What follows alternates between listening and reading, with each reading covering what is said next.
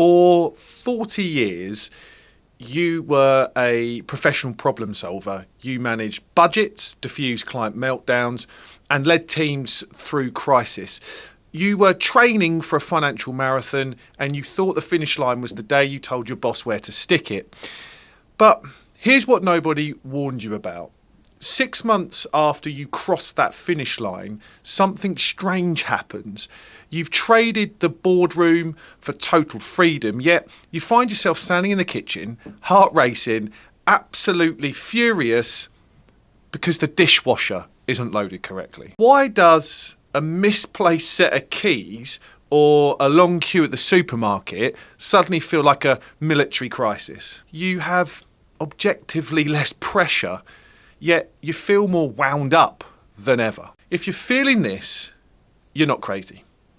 You are suffering from a psychological phenomenon that silently ruins the first year retirement for thousands of high achievers. And today, we're going to fix it. In this video, I'm going to explore the redundant brain theory and show you the 3 specific psychological voids that cause this anxiety. And I'm going to give you a 3-step blueprint to give your brain a new job description so you can actually enjoy the freedom you worked 40 years to buy. Hi, I'm Dan Haylett. I'm a regulated financial planner, retirement specialist, and founder of Humans vs. Retirement. And my approach is a little different. I blend behavioural science, life design, and real financial planning to help you build a retirement that works for your money and your life. See, for your entire working life, the mission was brutally simple. You make the number go up. Every payslip, every pension contribution, every investment was about accumulation. You built a financial fortress to ensure you never run out of money.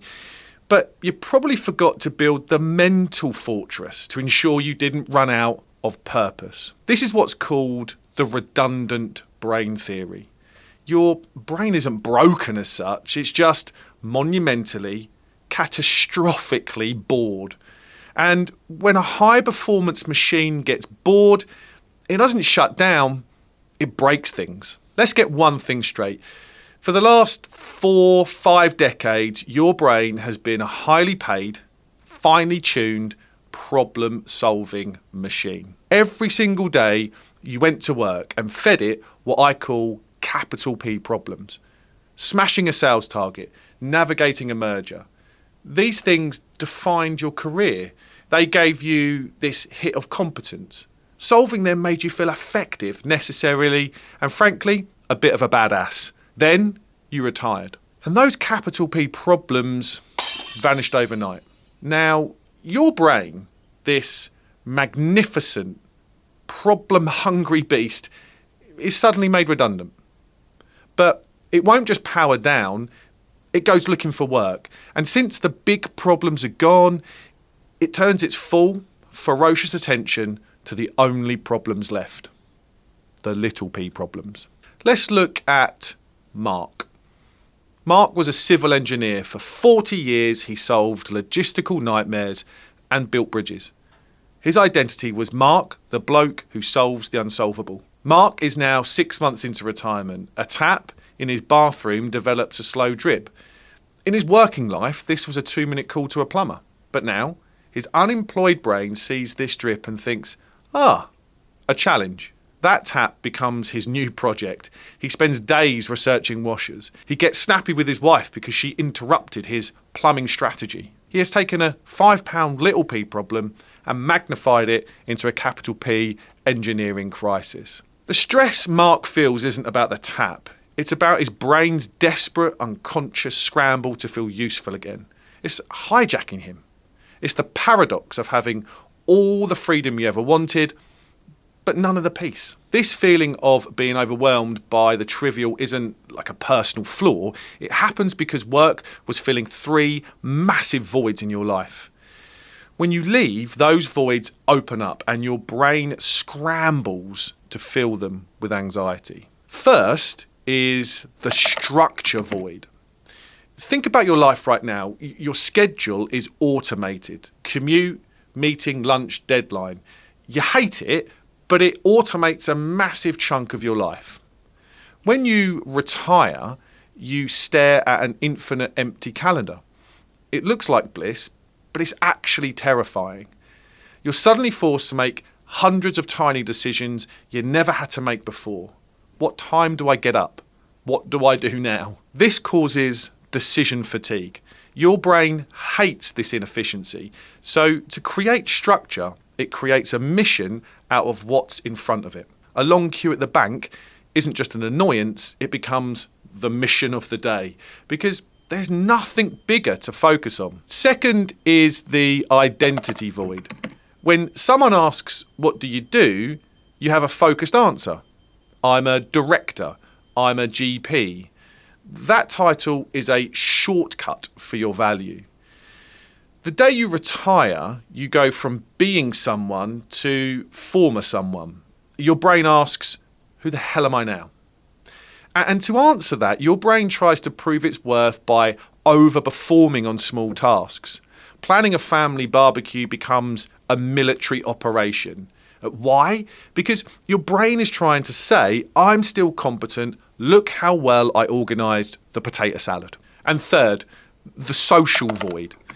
Work provided effortless connection. Even moaning about a bad boss was a bonding ritual.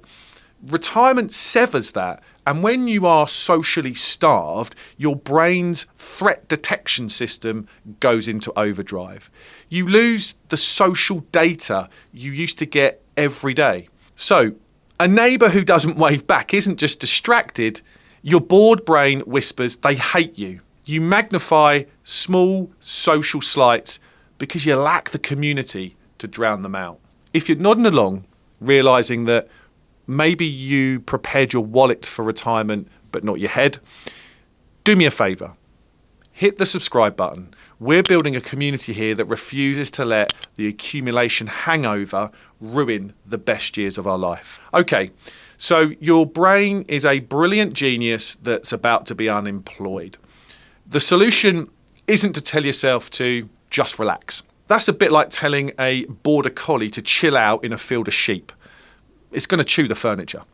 You need to become the boss of your brain again. You need to give it a new job description before it assigns one to itself.